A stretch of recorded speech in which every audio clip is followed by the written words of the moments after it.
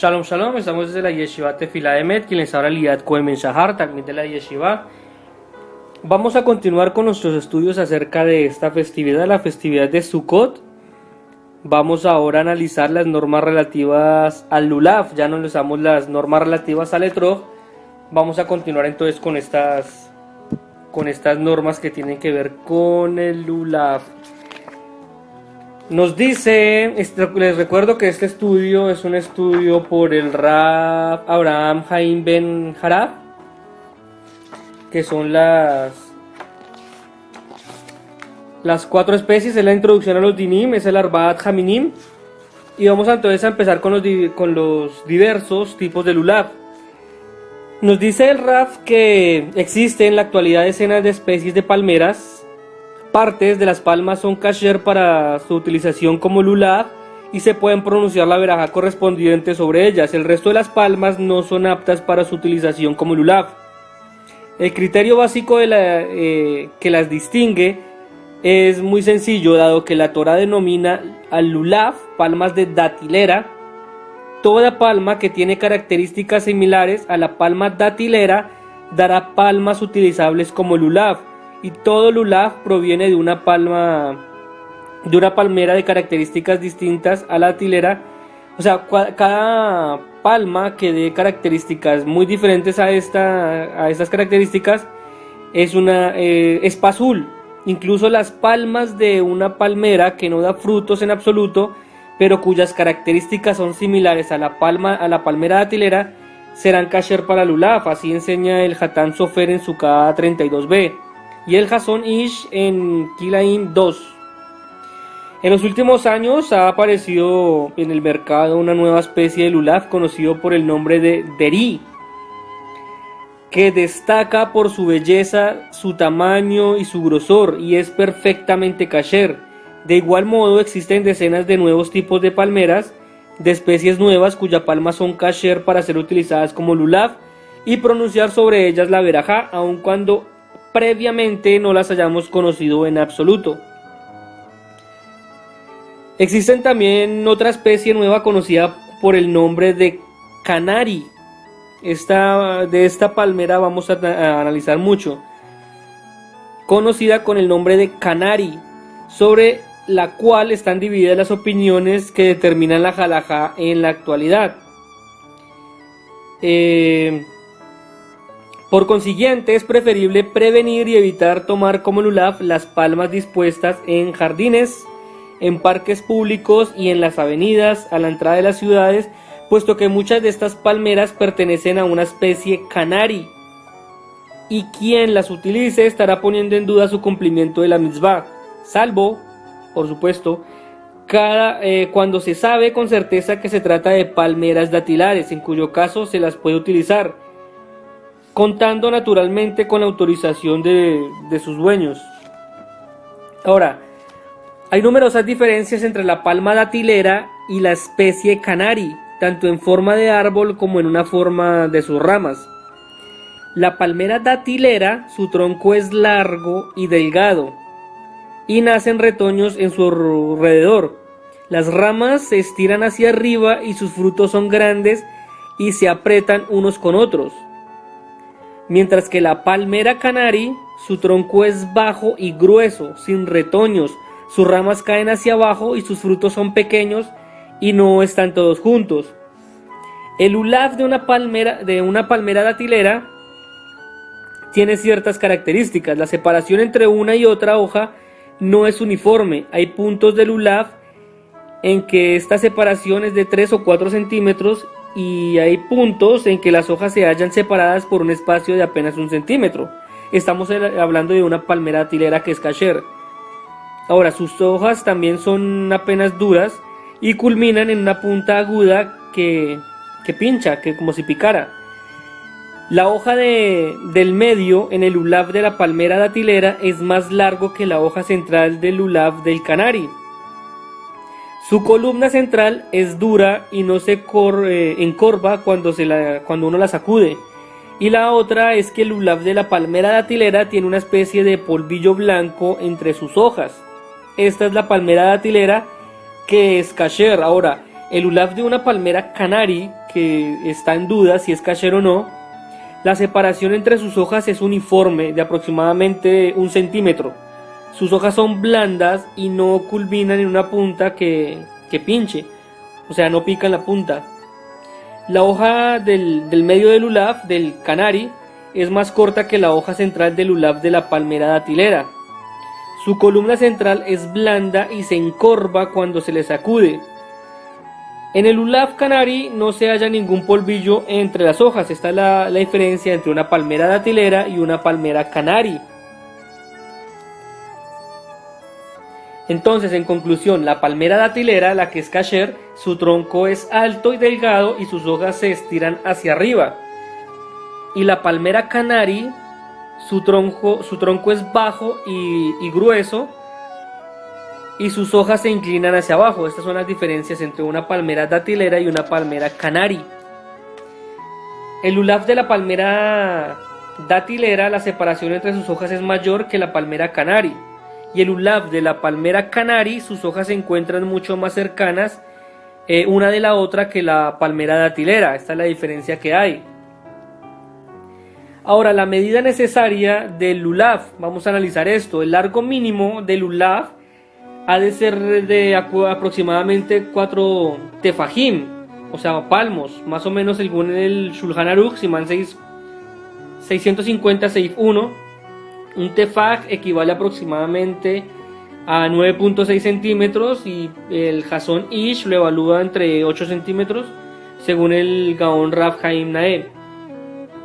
Ahora, este debe ser el largo de la columna del lulav sin hojas medido entre la penúltima hoja de la columna hasta el extremo superior de la columna central. Les repito, el largo mínimo del lulav ha de ser de 4 tefajim.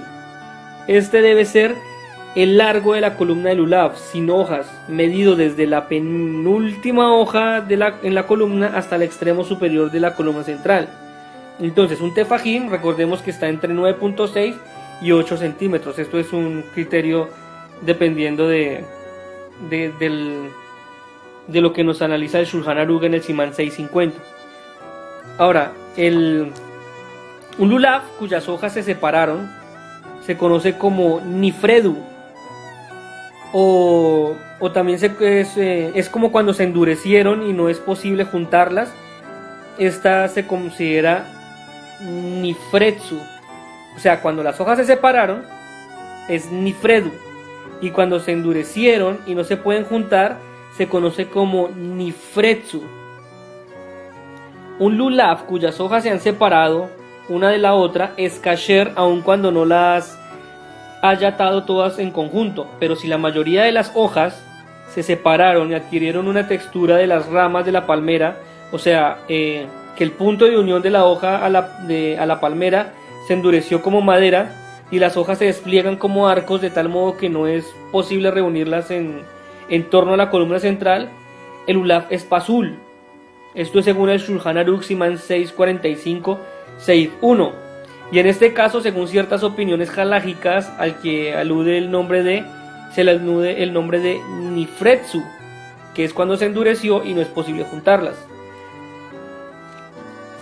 El lulav que la mayoría de sus hojas son nifretsu, que es cuando se endurecieron y no es posible juntarlas, es pasul. Pero un lulav del que solo una minoría de sus hojas es nifretsu es kasher.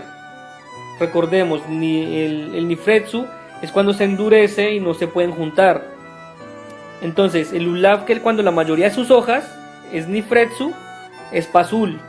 Pero un lulav que solo una minoría de las hojas nifretsu es kasher. O sea, cuando son muchas no es kasher, es pasul, y cuando son pocas puede ser kasher. Esto es según el Shulchan Aruch y el Ram Simán 645 Seif 2, y también está esto en la Mishnah Berura. La halajá considera 3 modos de hojas de lulav de nifretsu. Una son las hojas de lulav que se desprendieron por completo de la columna central del lulav.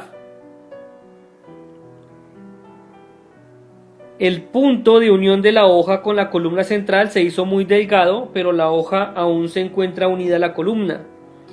Y tercero, las hojas del lulav se endurecieron en su punto de unión con la columna, tal como las ramas de la palmera se endurecen como la madera en su punto de unión con el tronco, y ya no se puede unir la columna central del lulav, como lo explica el Seif 1, según el Shulchan Aruch y el Ram Siman 645, Seif 2, y la Mishnah Berura. Esa es la halajá, considera estos tres modos de hojas de lulav, que es nifretsu. Nifretsu, les recuerdo, es un poco complicado de aprender esta frase, es cuando se endurecieron y no es posible juntarlas. Ahora,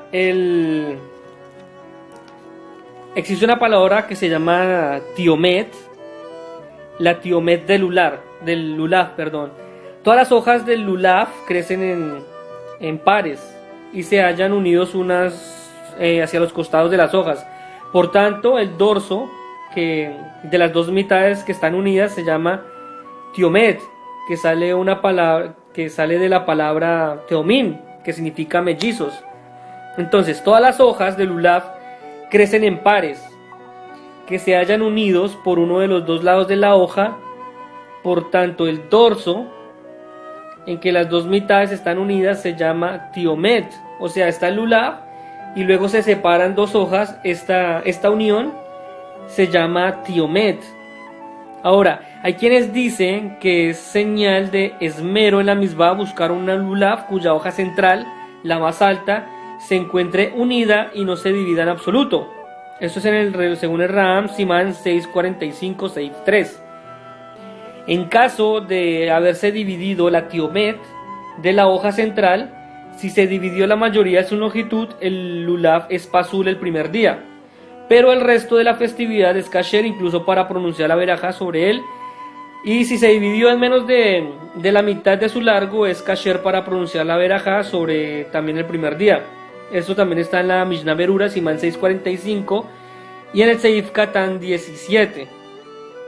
Entonces la espalda que une las dos hojas es llamada tiomet, que significa mellizos. Un lulav, que la mayoría de sus hojas crecieron de una y no en pares, según el Shulchan Aruch, Siman 645, Seif 3, o que la mayoría de sus hojas son pares, pero la hoja central creció como una hoja sola, es pasul. Esto es según el Ram Siman 645, Seif 3. De la hoja central de un lulav cuyas dos partes tienen distinto largo, de modo tal que una mitad es más alta que la otra, si no se nota la diferencia de la altura entre ambas, el lulav es mejudar y es kasher incluso para el primer día, y si se nota la diferencia de altura, en caso de que la hoja más baja pasa al menos la mitad de la altura de su compañera, el lulav es kasher. Si no pasa la mitad de la altura de su compañera, el lulav es pasul, de acuerdo a la opinión del Gaón Rabbi Shlomo Zalman. Si la diferencia de altura entre ambas mitades es de más de 2 milímetros, el lulav es pasul. Ahora,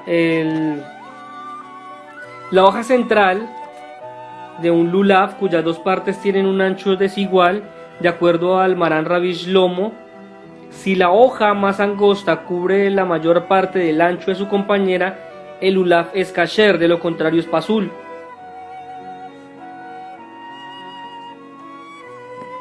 Por cierto, en Shabbat de Hol HaMoed no se toman los Arba Hamenim. El propósito de los Nanunim, de agitar la lulav, es de despertar a quien se halla en estado de profunda somnolencia y no despierta. Con el propósito de despertarlo se sacude con fuerza, pero en Shabbat no es necesario, puesto que el Shabbat mismo se encarga de despertarle. Dice: despierta, despierta, que llega tu luz, del Beit Abraham. Ahora vamos a analizar una cáscara roja que se conoce como coré. En ocasiones un lulav tiene su cabeza envuelta en una cáscara roja que lleva por nombre coré. Sobre cómo actuar a su respecto hay varias tradiciones distintas que vamos a ver en en estos puntos. Hay quienes se esmeran en no usar el lulav con coré, puesto que al estar cubierta su hoja central no se puede ver si tiene algún elemento que lo torne pasul.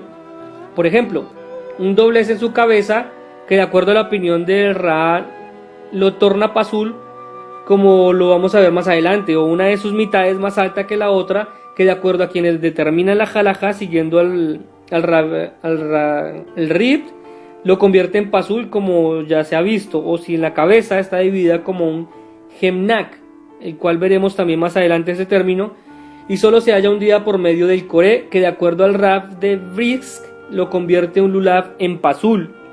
Entonces, de acuerdo a al Mahaber Rabbi Yosef Karo, un lulav cuya cabeza se halla envuelta en coré es apto, lejatejilá, aun cuando no es posible sacudir sus hojas de modo que se froten entre sí, puesto que están unidas en un extremo superior con el coré.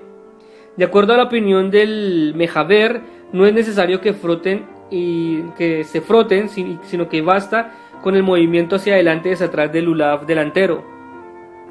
Los que acostumbran seguir la opinión del Ram no usan lulav cuya cabeza esté envuelta en coré, por cuanto que se apoyan en la opinión de Rift, según quienes es necesario que las hojas se froten entre sí cuando se sacude el lulav. Quienes prefieren quitar el coré deben hacerlo con un extremo cuidado para no provocar que el lulav se vuelva pasul. Y si remueven el coré en el puesto de venta antes de adquirir el lulav, para así deben hacerlo con extremo cuidado para no incurrir en una producción de un daño material al vendedor al convertir su lulav en pasul. Entonces, un coré, la parte del lulav en la parte más alta, existe un coré que es como una cáscara como rojiza que envuelve el lulav, se le pega a estas ramas, se conoce como coré. Entonces, esta ramita se puede quitar para poder ver bien si el lulav es kasher o no, pero se recomienda no quitarlo, puesto que si uno quita esa cascarita puede romper el lulav. Ahora, cuando uno quita esta cáscara, se puede analizar bien el lulav para saber si es kasher o no es kasher, para cumplir con la norma relativa al lulav. Puesto que esta capa está bien pegada, puede romper el lulav. Es mejor, recomienda no hacerlo, y si lo quiere quitar, pues tiene que ser con cuidado de no romperlo y volverlo pasul. Y si usted lo quita en la misma tienda, tiene que hacerlo con tal cuidado de no romperlo, porque igual tiene que comprarlo, porque si no estaría incurriendo en un daño al vendedor, porque usted mismo estaría pasando el lulav a ser pasul. Existe también un lulav seco, un lulav seco es pasul para todos los 7 días de la festividad. Se considera que el lulav está seco si su aspecto de verdor le ha abandonado, o sea, se va su color verdoso.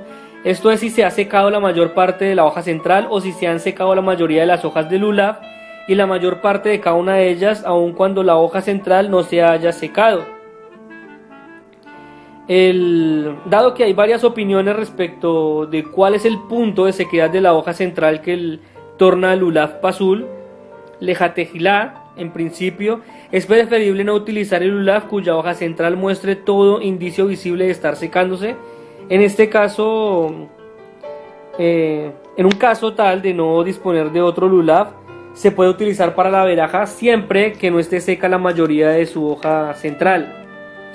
Un lulav en que las puntas de sus hojas se quemaron por el sol, si estas no se deshacen al rascarlas o al medio tocarlas con la uña, el lulav es kasher. Por eso, bien de revisar todo lo que estamos comprando con las 4 especies. Tienen unas normas que se fijan, si uno se fija, tienen muchas cualidades de las cuales pueden ser pasul o pueden ser kasher para la festividad. Entonces hay que seguir ciertas normas ya para poder mirar qué es lo que estamos adquiriendo. Ahora, un lulav partido, un lulav de cuya tiomet central se rompió, que es el tallo central, aunque sea algo mínimo, lejatejilá no debe ser utilizado para la verajá, es bediabat. Si ya hizo la verajá sobre él, no se considera que haya bendecido en vano, por supuesto que no sabía. Más, si la tiomet central se partió, y aun cuando se encuentra unido al cuerpo del lulav, es kasher, incluso es lejatejilá. Esto es cuando el tiomet central se partió. Recordemos que el tiomet es como si fueran dos mellizos, pero hay una parte donde se unen los dos como a una especie de tronquito en el lulav. Si se va completamente hasta abajo se parte, pero aún está unida al lulav, se puede considerar kasher, siempre y cuando haya una parte aún pegada al lulav. Un lulav, la cabeza de cuyas hojas culminan en la especie de pinchos en la parte de bien arriba, y estos pinchos se han partido, no pierde nada de su hidur, aun si se partió el pincho de la hoja central, que es la tiomet. Y entonces sigue esta tiomet siendo hidur, o sea que puede seguir siendo kasher para cumplir la mitzvah. Existe un término que se conoce como Hemnak, y un lulav cuya tiomet central ha crecido de modo que se ve dividida en dos, al modo de lo que llamaron como Hemnak.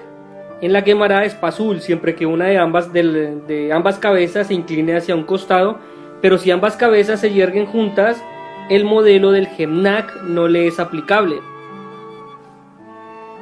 Entonces recordemos que el tiomet es como el cuerpo del lulav. Entonces, si se creció de modo que se ve dividida en dos, en la Gemara dice que el Hemnak, cuando crece como inclinada hacia un lado, es pasul. Pero si yerguen juntas, o sea, cuando son las dos se inclinan como hacia un solo costado, es pasul. Pero si ambas cabezas se yerguen juntas de modelo, el modelo del Hemnak no le es aplicable luego de esto.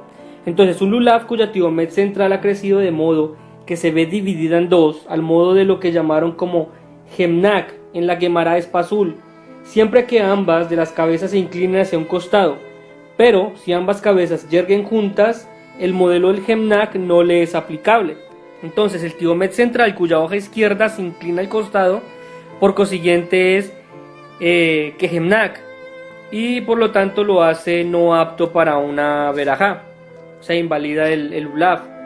Un lulav cuya columna central se ha encorvado, se conoce como akum, se ha encorvado hacia los lados o hacia adelante. El lulav es pasul, por regla de Adar, puesto que no es con natural al lulav crecer en ese modo. Pero si se ha encorvado hacia atrás es kasher, puesto que si es natural que un lulav se encorve hacia atrás.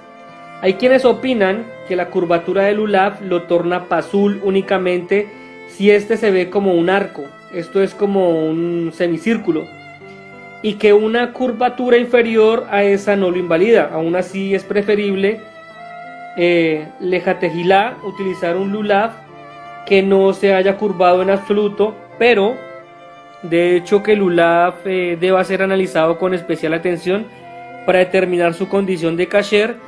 No le quita en absoluto su hidur. Ahora, un lulav que la mayoría de sus hojas se han encogido o fruncido es pasul, porque falla en el criterio de Adar.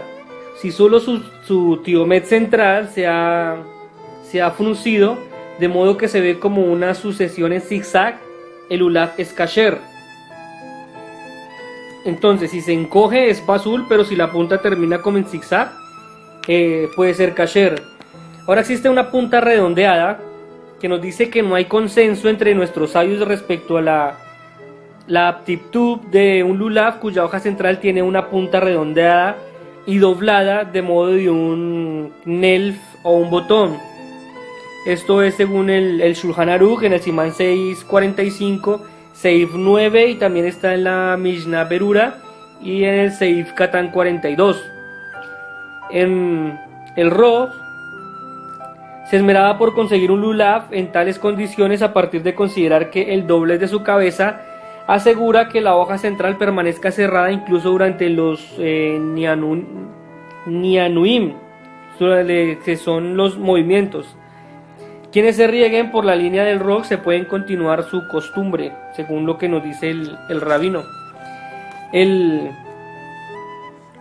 cambio, el Ra considera que un lulav en tal condición es pasul porque falla en ser adar, salvo en el caso de que el doblez sea muy pequeño, en cuyo caso también nos dice él que lo considera kasher. Cuando es muy pronunciado, el doblez como redondo es considerado, o sea, como la punta redondeada es considerado pasul, pero si es muy pequeño se considera kasher. Según la halajá práctica, un lulav en estas condiciones es kasher y se puede hacer la verajá sobre él, pero lejatejilá, es preferible conseguir uno cuya hoja central no tenga una punta doblada, que sea la punta recta, y se evita uno muchos dolores de cabeza con estos temas buscando si es apto o no es apto para las festividades.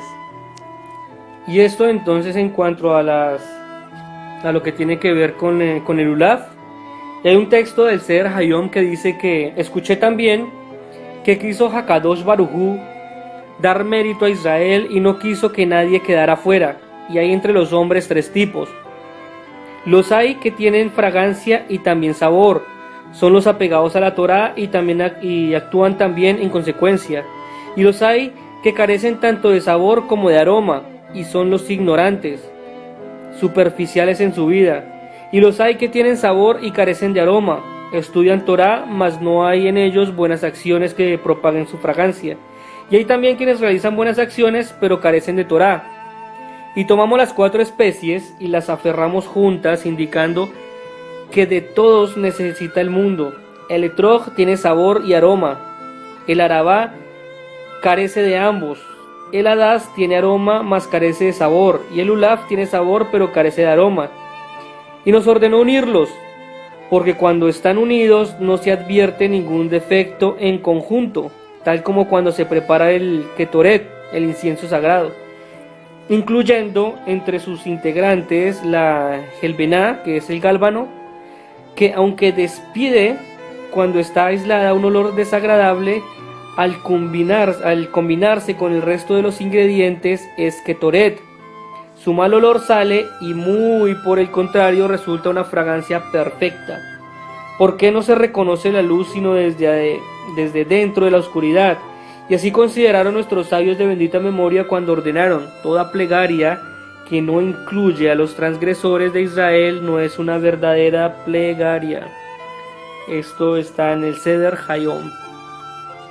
Bueno, esto es todo lo concerniente con las normas relativas al lulav. Vamos a analizar más adelante las normas relativas del hadas. Entonces ya tenemos las normas del etrog y las normas relativas al lulav. Vamos a continuar con las normas relativas al hadas. Eso será otro estudio, entonces los espero que nos sigan acompañando a través de internet y compartan los estudios.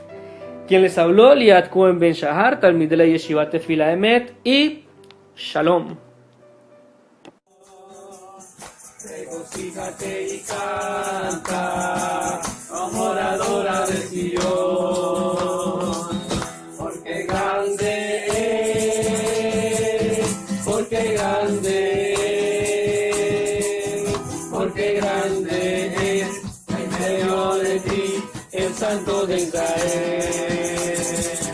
Porque grande es, porque grande es, porque grande es, en medio de ti, el Santo de Israel.